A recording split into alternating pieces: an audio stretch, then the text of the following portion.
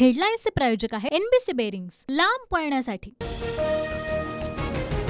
400 पार झालो असतो तर हिंदू राष्ट्र बनले असते, भिवंडीत भाजपच्या टी राजा यांचं वक्तव्य। तर पंतप्रधानांनी वक्फ बोर्ड कायदा संपवून त्या जमिनीवर हिंदूंसाठी रुग्णालय, क्रीडांगण बनवावं, टी राजा यांचं आवाहन। एकदा लोकसभेचा अध्यक्ष निवडला की भाजपवाले चंद्रबाबू नायडू आणि नितीश कुमारांचा पक्ष फोडतील, संजय राऊतांचा दावा। लोकसभा अध्यक्षपद निवडणुकीत इंडिया आघाडी उमेदवार देणार, सरकारनं उपाध्यक्षपद दिल्यास इंडिया आघाडी अध्यक्षपदाची निवडणूक न लढण्याबाबत विचार करणार, सूत्रांची माहिती। लोकसभा अध्यक्षपदासाठी चंद्रबाबू नायडूंनी उमेदवार दिल्यास पाठिंबा देणार, तर लोकसभेचे उपाध्यक्षपद कायद्यानं विरोधकांना मिळायला हवं, संजय राऊतांचं वक्तव्य। पावसाळी अधिवेशनापूर्वी महायुती सरकारचा मंत्रिमंडळ विस्तार, मोठ्या फेरबदलाची शक्यता, काही मंत्र्यांच्या खात्यांमध्ये बदल तर काही मंत्र्यांना प्रमोशन मिळणार, सूत्रांची माहिती। मोहन भागवतांची योगी आदित्यनाथ यांच्याशी 30 मिनिटं बंद दाराआड चर्चा, संघाच्या मुखपत्रातून भाजपवर केलेल्या टीकेनंतर दोघांमध्ये बैठक, सूत्रांची माहिती। इस्लामपूर वाळवा मतदारसंघावरही विशेष लक्ष राहणार, दबावाखाली राहण्याचे दिवस संपले, विश्वजित कदम आणि विशाल पाटलांचं अप्रत्यक्षपणे जयंत पाटलांना आव्हान। भरत शहांची रवींद्र वायकरांचे नातेवाईक मंगेश पंडिलकरांविरोधात तक्रार, गुन्हा दाखल, मतमोजणी केंद्रावर पंडिलकरांनी मोबाईल वापरल्याचा आरोप।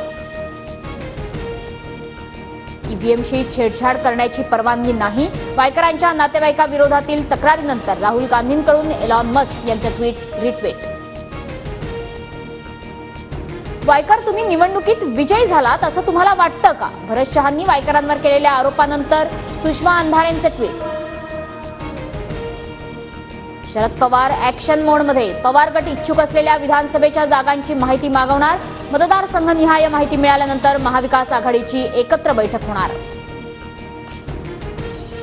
संघाकडून पुण्यात भाजपच्या आमदारांसाठी पुढील आठवड्यात कार्यशाळा, आमदारांना प्रशिक्षित करून विधानसभेचा आढावा घेणार, सूत्रांची माहिती।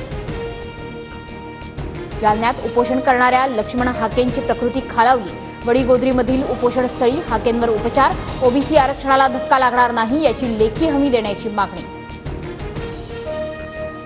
जरांगेंना भेटण्यासाठी नेत्यांची रांग, ओबीसी आंदोलनाकडे मात्र पाठ, सगळे चोऱ्यांचे आदेश काढणाऱ्यांचे आमदार पाडणार, ओबीसी नेते प्रकाश शेंडगेंचा इशारा।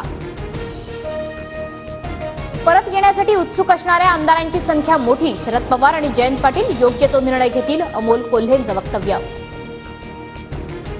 नांदेडमधील पराभवाच्या चौकशीची जबाबदारी विखेंवर, पराभवाचे विश्लेषण करून 22 जूनपर्यंत पक्षाकडे अहवाल सादर करण्याचे निर्देश, अशोक चव्हाणांमुळे पराभव झाल्याचा प्रतापराव चिखलीकरांचा दावा।